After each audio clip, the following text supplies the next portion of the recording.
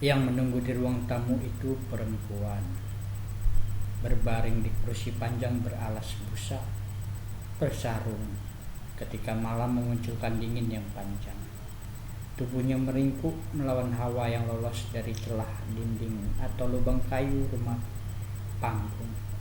Setiap malam dia menunggu di situ. Lelaki yang ditunggunya adalah suaminya, pergi setelah sekian lama untuk sekian rencana.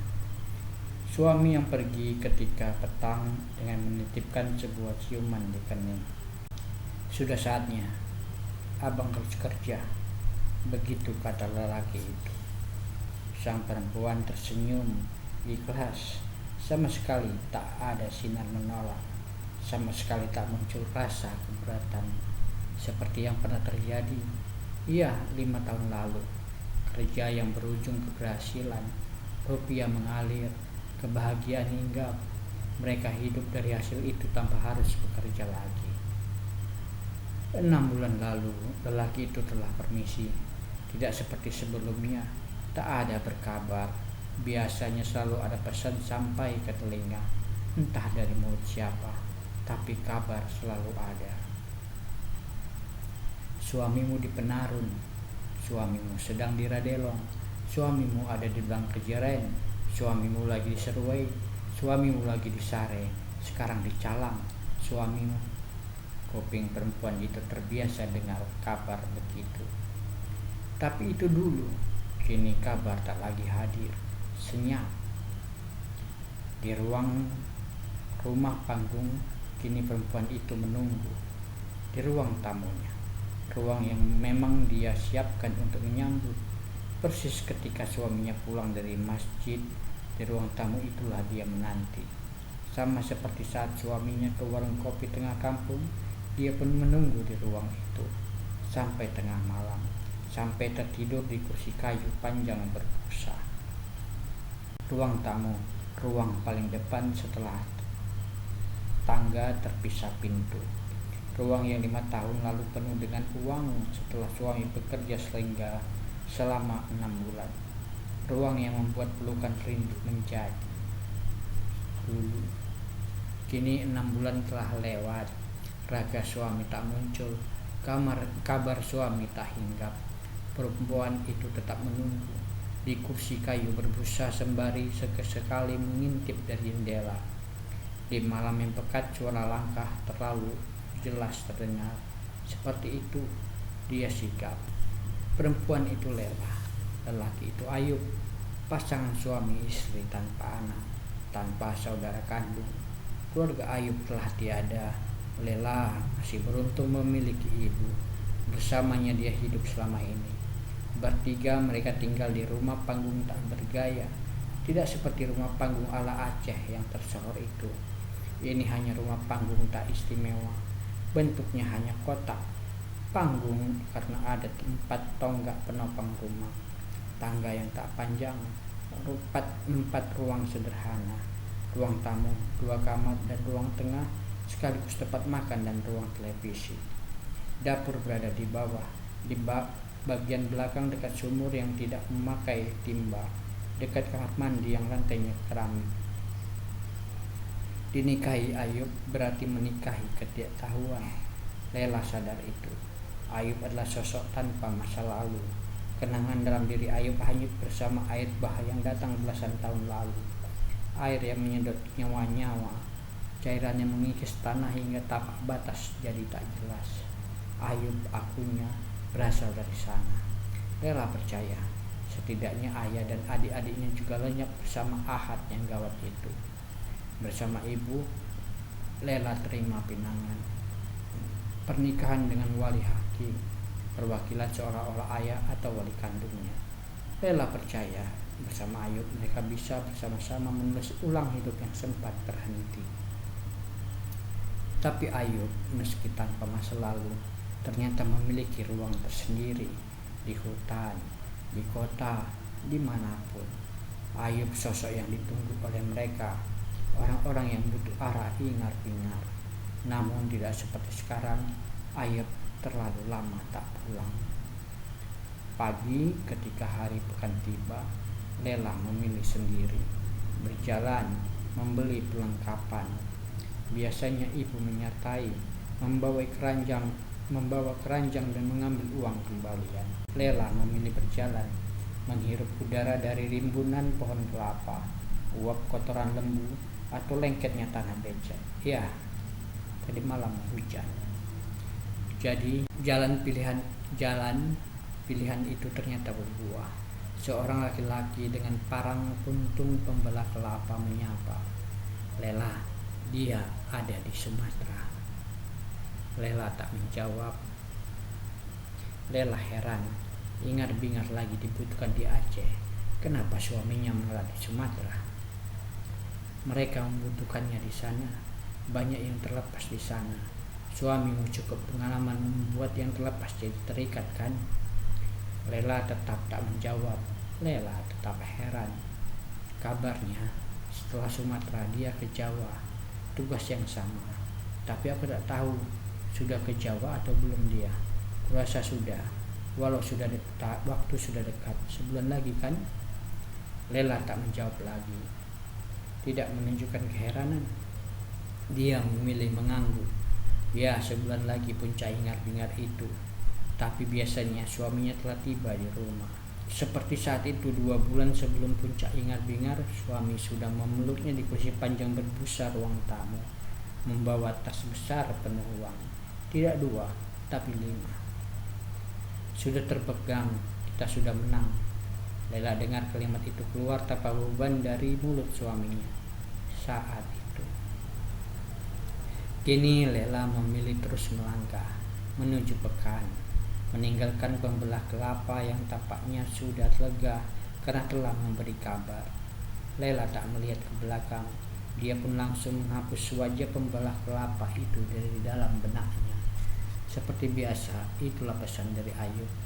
Jangan ada yang terekam dalam otak.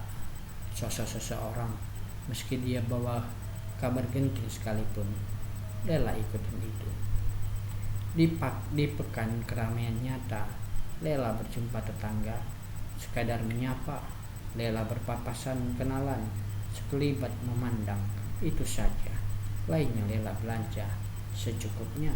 Ya, bukan itu tujuan utama. Lela berharap dia ditegur seseorang yang entah siapa. Sapa tentang suaminya yang berada di sana, di belahan Aceh. Dia di Malaysia. Setelah saja seorang perempuan berkata pada Lela, seperti berbisik. Lalu perempuan itu hilang di keramaian. Lela kembali berjalan, seolah mencari barang, memilah, satu pun tanpa membeli lagi. Mendadak seorang kakek dengan sarung dengan peci menyapa. Dia di Swedia, nak. Lela menatap tajam. Kakek itu tak membalas, tak ada tatapan tajam. Bola mata kakek itu malah menyinarkan sedih yang dalam. Seharusnya dia tidak seperti itu, ungkap kakek itu, menutup mata sekilas, pergi. Lela membuka mulut, langsung diurungkan. Teringat pesan Ayub lagi, jangan bertanya, jangan membalas ucapan orang-orang itu, cukup percaya saja. Ya, Lela percaya. Tapi kini dengan segala nama tempat yang masuk ke kepalanya, dan tak ada satupun nama tempat di Aceh, bagaimana dia mau percaya? Rasa tak percaya itu Lela bawa pulang. Jalannya semakin cepat, seperti berlari. Becek dan aroma kotoran lembu tak terasa lagi. Pun udara segar rimbunan kelapa bak gersang. Lela ingin mengadu pada ibu, pada sosok yang berusaha tak pernah mau tahu itu. Ibu tidak di ruang tengah. Dia di dapur memasak ikan berkuah asam pedas. Bukan asam jeruk nipis, bukan pula asam yang diklaim milik Jawa itu. Asam ini asam Aceh, berasal dari belimbing sayur yang dijemur. Terbersit selera Lela. Dia ingin menyantap, namun kabar Ayub suaminya yang tak jelas itu telah membuat nafsu terhenti. Kerjanya mungkin sudah berubah, sudah semakin luas, begitu kata ibu mengimbangi kegamangan Lela. Tapi kenapa berubah? Apa kali ini memang sudah berubah? Bagaimana nasib Bang Ayub, Bu? Ibu tak menjawab. Dia malah memindahkan ikan kuah asam pedas itu ke piring. Kuali tanah dia letakkan begitu saja dekat perapian tanpa dicuci, tidak pernah dicuci. Kuali itu cukup ditutup dengan kain. Semua dilakukan demi rasa yang terjaga. Memang seperti itu kebiasaannya. Kita pernah lalui masa yang lebih muram, nak. Jangan terlalu kalut. Ayu pasti telah berpikir tentang itu semua. Sang ibu berujar. Mari kita makan. Asam keeng ini lebih nikmat saat panas, tambahnya. Lela makan lahap. Malamnya dia kembali ke ruang tamu, tiduran di kursi panjang berbusa. Awas, mendengar langkah, menyerap suara-suara. Tapi seperti malam-malam sebelumnya, Ayub belum juga tiba. Di luar rumah panggung itu suara-suara semakin pecah. Puncak hingar-bingar semakin dekat, tapi belum juga mengarah, tidak terarah. Perbincangan melebar kemana suka. Dukungan menjadi sesuatu yang bahaya. Lela pun semakin panik. Bukan hanya karena penungguannya di ruang tamu yang belum juga berhasil, tapi lebih pada semakin banyak mata yang memandangnya ketika siang, saat dia membersihkan halaman, saat dia menjemur pakaian, saat dia duduk di anak tangga, dan saat setiap dia berada di luar rumah. Tatapan-tatapan itu menyiratkan tanya, seperti meminta jawaban. Apa yang akan mereka lakukan ketika puncak hingar-bingar tiba? Hingga mungkin ada yang sudah sangat tak sabar. Dia mendatangi Lela, seorang ibu membawa 2 anaknya yang masih balita. Satu berusia 4 tahun, satu lagi berusia 2 tahun. Cairan hijau tampak nyata dari hidung kedua anak itu. Lihatlah kami, Lela. Kami semua menunggu kabar. Apa kata suamimu? Lela gamang. Pertanyaan seperti itu adalah pertanyaan pertama yang dia terima dari sekian lama hidup bersama Ayub. Biasanya dia hanya menerima kabar. Kenapa pula sekarang dia harus memberi kabar? Dan bukankah dia juga tak tahu Ayub berada di mana? Lela menunduk, tak tahu mau jawab apa. Ibu 2 anak itu menunduk juga, menunggu jawab. Mereka bilang dia di Swedia, tapi Wali kan di Banda. Mereka bilang dia ke Sumatera, ke Jawa, ke Malaysia, tapi semua kan tidak di sana. Lela semakin tak menjawab dan semakin menunduk. Dagunya malah sudah menyentuh dada. Jawablah, Lela, kau pasti tahu.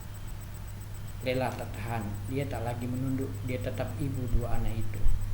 Beri aku satu malam lagi, biar aku tunggu, katanya. Sang ibu 2 anak pulang tanpa sempat sungguhkan minuman. Lela menutup rumah, pintu, jendela, pengap, dan dia biarkan itu. Pun ketika malam, kembali dia berbaring di kursi panjang berbusa. Tidak awas, pikirannya malah menerawang jauh, mencoba mengingat kata-kata terakhir Ayub sebelum meninggalkan ciuman di kening tempo hari. Tapi semakin berkerut kening, Lela tak mendapat ingat. Sepertinya semua tak memberi tanda, semuanya seperti biasa. Bang, setelah pagi, aku tak tahu apa masih bisa menunggu di sini. Semua mata telah memandang kami. Kenapa abang belum pulang? Apa belum berhasil yang abang kerjakan? Dia sudah jadi mayat, hanyut di sungai Tamiang. Sudah tak ada yang bisa dipegang. Dia malah memegang semuanya. Sontak Lela bangkit. Suamimu mungkin korban dari arah yang semakin goyang. Cepat Lela membuka jendela. Terlihat olehnya seorang lelaki berjalan menjauh. Cepat, sangat tak asing, seperti Ayub. Lela tak berkata, pun tak berteriak. Dia menutup jendela. Dia ke belakang. Dia bangunkan ibunya yang menengkur di depan televisi. Ayo Bu, kita pindah, katanya. Januari 2017.